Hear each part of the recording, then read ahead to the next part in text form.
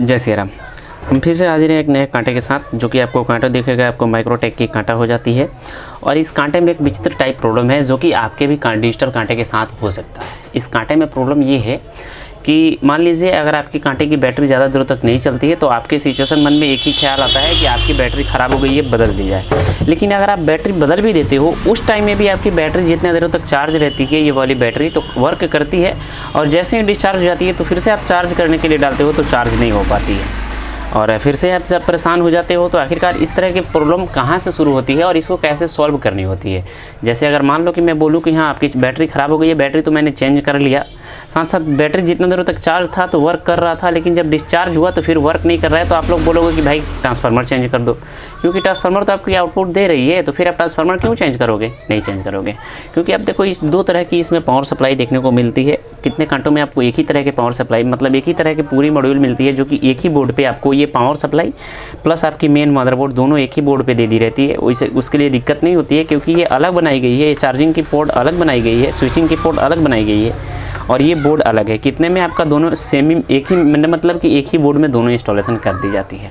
तो आपका दोनों बोर्ड हो या सिंगल बोर्ड हो, उसको आपको कैसे सॉल्व करना है। जैसे मान लो ये हमारे पास कांटे आई, हम भी थोड़ा सा परेशान हो गए थे, मतलब हम भी इसका बैटरी चेंज किए, फिर भी ये प्रॉब्लम सॉल्व नहीं हो पाई। तो आखिरकार मैंने इसको चेकअप किया। तो देखो मैं आपको एक चीज़ बता दूं, थोड़ा सा पहले आप मीटर पे ध्यान देंगे। तो मीटर पे आप लोग देखोगे तो हमारी बैटरी की वोल्टेज अभी आप देख लो कितना है, 200 पे किए हैं, सॉरी 200 पे किए हैं। अभी देखो ये बैटरी की वोल्टेज अभी हमारी फुल के कंडीशन में है, यानी कि 5.94 मतलब इसका है। जैसे कि ये 6 वोल्ट की बैटरी होती है, 6 वोल्ट की बैटरी होती है, अभी 5.94 है इसका, तो अभी बैटरी हमारी सही है। लेकिन हमने भी जब इसको बैटरी चेंज करके दिया, फिर से हमारे पास कंप्लेन में आई कि नहीं चल रही है, तो बैटरी को हमने चेक किया तो 2 पॉइंट हो गया था।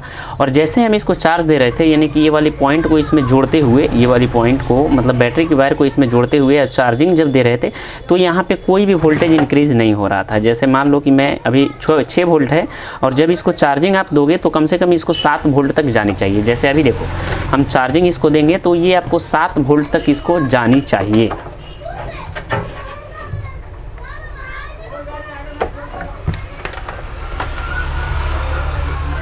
ये हमने इसको चार्जिंग दिया, चार्जिंग पॉइंट हमारी यहाँ पे आ गई है, चार्जिंग इंडिकेशन भी हमारे आ गए हैं। ऐसे देखो चार्जिंग इंडिकेशन हमारे आ चुके हैं। लेकिन अब देखो हम एक चीज़ बताएंगे आपको कि ऐसे मीटर पे आप लोग थोड़ा ध्यान दोगे तो ये देखो अभी हमारी 8 वोल्ट है, और जैसे ही मैं बैटरी को टच करूँगा तो कम से कम इसको 1 वोल्ट बढ़नी चाहिए। जैसे हमारी बैटरी अभी 5.46 था, 5.94 था, लेकिन बैटरी अभी हमारी एक करंट अभी 6 पॉइंट आसपास है। लेकिन बैटरी की जितनी पॉइंट होती है उससे आपकी वोल्टेज मतलब एक्स्ट्रा होना चाहिए। लेकिन इसमें क्या था, वोल्टेज डाउन हो गया था, जिसके कारण से चार्ज भी लगाने के बाद चार्ज नहीं आता था। तो अगर इस तरह की प्रॉब्लम आपके कांटे के साथ होती है तो उसको कैसे सॉल्व करना है, चलिए मैं बताता हूँ आपको। दिखेगा ये कांटे की, मैं थोड़े से नज़दीक से दिखाऊं तो आपको दिखेगा ये कांटे की पावर सप्लाई होती है, और पावर सप्लाई में ट्रांसफार्मर की वायर आती है, और इसी में से आपकी स्विचिंग गई रहती है, जो कि आपकी मेन मदरबोर्ड के लिए होती है।